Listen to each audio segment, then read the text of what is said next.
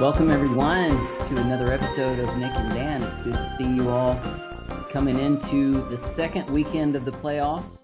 Nick, how are you doing today? I'm doing pretty good. How are you? Doing great. Doing even better because I got to see Eric Jones win at Darlington. You've been waiting all season for that, so I'll let you have it. He was my sleeper for the season, and he slept so much that he didn't win until the first race of the playoffs. But he was close a couple times, and it was really good to see. I like Eric Jones. I just think he's a good driver, and it was nice, in my opinion, to see a non-playoff driver win that first playoff race. What do you think? No, I agree with that. Compared to alternatives that were running up there, guys that I don't want winning, I'm glad that Eric Jones got it. So it's a little more unknown who's going to advance. Another non-playoff driver, Martin Truex Jr., Heartbreak City for him. He was looking at a potential win until his car broke. And then, Nick, right after that, right on the heels of that, Kyle Busch had the car to beat, don't you think? I think he was going to win.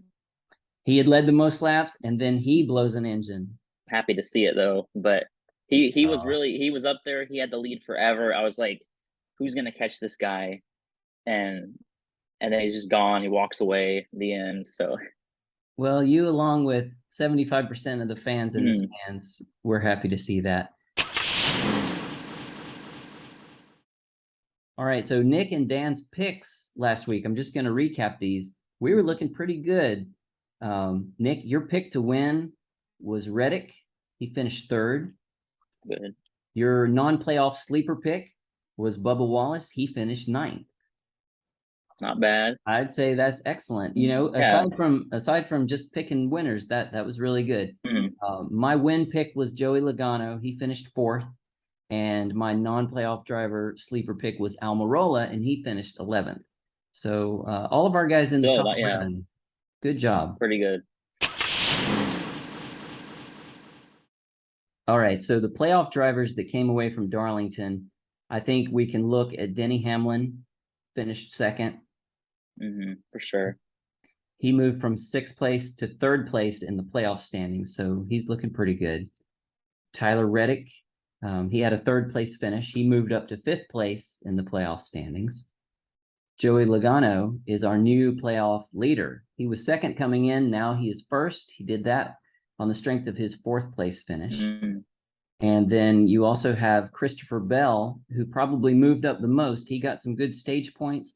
He came into the race 10th place. Now he is fourth place in the playoff standings. And then also William Byron and Alex Bowman, a couple of Hendrick guys, even if they weren't dominant, they ended up with good finishes and they moved up in the playoff standings. So, what do you think about Christopher Bell going forward? I mean, he got all those stage points. He's moving up in the playoffs. I think that he's got a nice cushion now. As long as he can be consistent, I could see him going to even like eight. I don't know about all the way, but I could see him being a contender. I think we might see a win from him coming soon. I'd believe that. All right, some of the playoff drivers who kind of held their ground in this race. Blaney, um, kind of middle of the pack, but Mhm. he didn't move down in the standings. Kyle Larson, this could have been a disaster for him, right? Yeah. He goes down early, some kind of a mechanical trouble with the car. He goes way down, and then he avoids calamity for the rest of the race, Mhm. takes advantage of those free passes, and he ends up 12th. It all turned out all right for him in the end. Yeah. Or it could have been a lot worse. Yeah. Some other drivers that kind of held their ground: Ross Chastain, he was another middle of the pack guy. Kyle Busch, despite finishing 30th, he had stage points. He was leading most of the laps in the race. Um, he ended up not losing a lot of ground Mhm. because some of the other drivers' results were even worse. So Daniel Suarez is mad because he got, when it was some tight racing at one point, I remember Logano and Bell were in there, Mhm. and Bell just kind of shot the gap or something, and he moved Suarez a little bit. And Suarez says that Christopher Bell owes him one, and that he's going to decide when he might take that from him. I don't I don't even remember the side swipe or whatever that happened to him. but I guess we're gonna have to watch for a Suarez move on Bell. Austin Cindric and Austin Dillon, they both Mhm. moved up a couple of spots in the Yep. standings, not necessarily from what they did, but from some guys that fell back behind them. What do you think about Cindric and Dillon? I actually think they have good chances. They're only 2 and 4 points under the bubble, and especially with the next two races, Kansas and Bristol, it could just be about survival with the points because we saw Elliott drop off from first to ninth. If someone wrecks at Kansas or Bristol, that could drop them below the bubble, and one of them will be up already. So I see good chances, and even for Austin Dillon, I think it's possible for him to survive. Here are the guys who got really hurt this week, this past week at Darlington. Chase Elliott. What happened there? Major drop off there, yeah. So Chase Elliott, when he came into this race, first race of the playoffs, he had a 15-point lead over everybody else in the standings. He finishes last. He gets 1 point, and now he is in ninth place in the playoffs. And that puts him 24 behind Logano. The major drop off there, and that's just because this season the points have been so close. It's not like Larson's ahead by like I don't even know how many points he was ahead, but one error like that, and you're bad off. It doesn't kick him all the way out, but Mhm. do you think that Chase Elliott can overcome? I think he can overcome it. It's not ideal for him to drop off that far. Okay, so the guy that got hurt even worse, who couldn't afford to get hurt, was Kevin Harvick. Hmm. His car catches fire. He's out of the race. He came into the race ninth in the standings. Now he is dead last.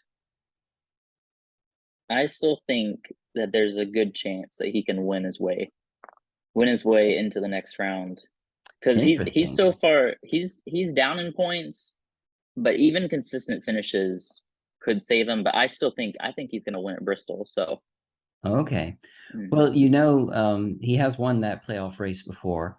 mm, He was looking at probably a top 10 at Darlington until this yeah, problem with his car. And so he's last place in the standings, but he's only 13 points below the cut mm, line. So I think I kind of agree with you. He could overcome this. He definitely can't afford anything else to happen, though. yeah, no way, no way. And then Chase Briscoe got caught up in Elliott's wreck at the beginning. He kind of struggled along the rest of the day, finished poorly. He's now 15th place in the standings. Nick, what do you think about Briscoe's chances? I don't think there's really any chances. We kind of debunked him last week. Another 20s finish. I don't Mm-hmm. think. I think he's gonna be one of the ones out after this. Yeah. Well, in this race, maybe it was not really his fault. But Yeah. looking ahead to Kansas, he hasn't been great so far in his Mhm. races at Kansas. We do have Kansas Speedway coming up on Sunday. What do you think? What do you think is going to happen here? I don't know. This one, I'm less sure about who could win this one. It's more wide of whose game this one is. Okay, well, let me give you some stats and then you can react to these. Um, the spring race this year in Kansas was won by Kurt Busch. Of course, he's not around for the Mm, playoffs right now. But in that race earlier this year in the next gen car, Larson was second, Kyle Busch was third, Hamlin was fourth, Bell was fifth, Chastain was seventh, and Bowman was ninth. So all of those playoff guys were in the top yeah. 10 in the spring race. Last year, the playoff race in Kansas, the winner was Kyle Larson.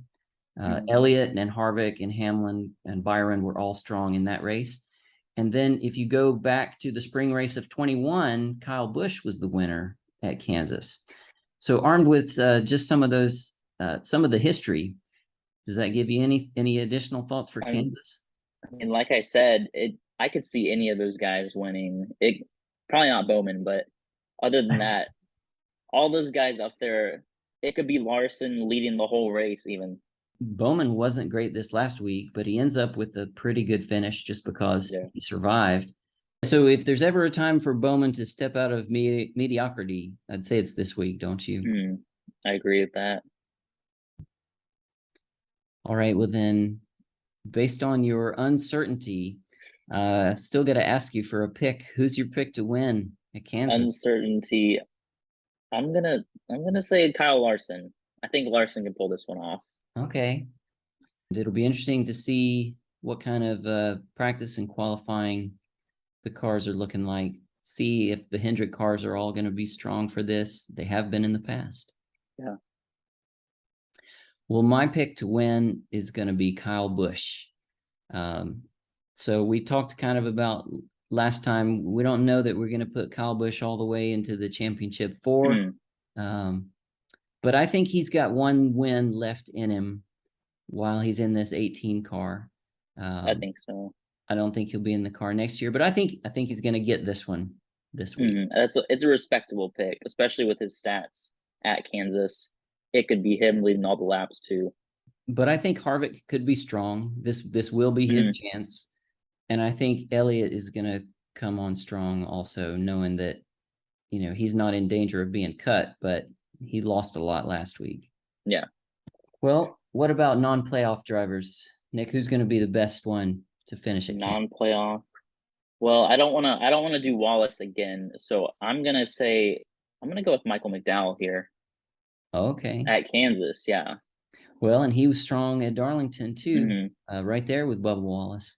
I'm gonna say he's been pretty consistent. I think that he can get a pretty good finish. Okay, and there's no rule that you couldn't pick Bubba Wallace again if you felt like you ride. I'm good with Michael McDowell. Well, my non-playoff driver for this week is going to be Chris Buescher. Have you noticed on the broadcast that Dale Earnhardt Jr. likes to call him Christopher Buescher? Yeah. I wonder if that's a thing that, a clarification that was made by Christopher, or if that's just what Dale Earnhardt Jr. calls him. I can see a good Buescher finish. Okay, well, we're going to keep it short and sweet today, but we're looking forward to the second playoff race, see how some additional things shake out, and we'll come back together next week and break down Kansas and look forward to the Bristol night race. All right. We'll have a good weekend, and thank you everyone for watching. We'll see you next time.